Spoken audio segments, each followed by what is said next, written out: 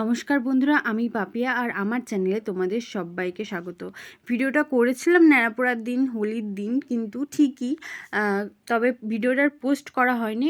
কিছু কাজের মাঝে কাজ করছিলাম, সেই কারণে আর এডিট করা হয়নি, আর তার কারণে পোস্টও করা হয়নি।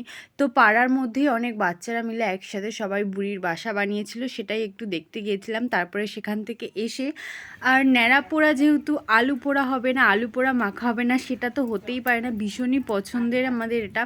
তো সেই কারণে বাড়িতে এসে আলু পোড়া করার পরে সন্ধ্যের পরে গপুকে নিয়ে একটু চলে গিয়েছিলাম ন্যাড়াপোড়া দেখতে। আর সেখানে গিয়ে বেশ মজা হচ্ছিলো, বেশ ভালো লাগছিল। ওর কেমন লাগছিলো ও তার মুখে বলতে পারছে না, আমাদের ভালো লাগছিলো মানে ওরও ভালো লাগছিলো।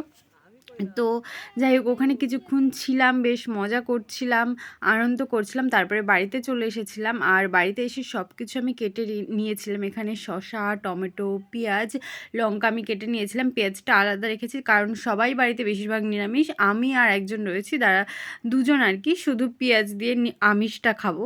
তো এদিকে আলুও কাটা হয়ে গেছে, ওদিকে নিমকি চানাচুর ছিল, এদিকে ছোলা ভেজানো ছিল, সেটাকেও নিয়ে এসেছে। আর এখানে রয়েছে মশলা, যেটা আমি করে রেখেছি। আর তেঁতুলটা দেখানো হয়নি যদিও, কিন্তু পরে আমি তেঁতুলটা দিয়েছি। এখানে সব কিছু একসাথে আমি দিয়ে দিয়েছি। তো এরপরে এটাকে আমি মাখবো। তো খেতে ভীষণ টেস্ট হয়েছিল। তোমরা কিন্তু এটা ভেবো না যে আমি মেখেছি বলে আমি বলছি যে খুব ভালো হয়েছিল খেতে, সেরকমটা নয়। সত্যি খুব ভালো হয়েছিল খেতে। আমি খেয়েছিলাম, মা, বাবা, ভাই, মামা, আমাদের কারখানায় দুজন কাজ করে, তারাও খেয়েছিল, তাদেরকেও দিয়েছিলাম, সবাই বলেছে খুব ভালো হয়েছিল।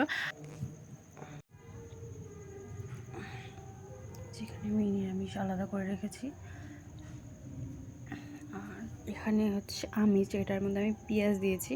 এই যে আমার মাখা কমপ্লিট, এখানে পেঁয়াজ দেওয়া রয়েছে। আর এই যে আলাদা করে রেখেছি, এর মধ্যে পেঁয়াজ দেওয়া নেই, কারণ বাড়িতে সবাই পেঁয়াজ খায় না, আমি আর আমার ভাই শুধু খায়। আর আজকে ভাইও খাচ্ছে না, তো আমি একা, সেই কারণে। তো চলো, আবার দেখা হচ্ছে নেক্সট ব্লগে। টাটা।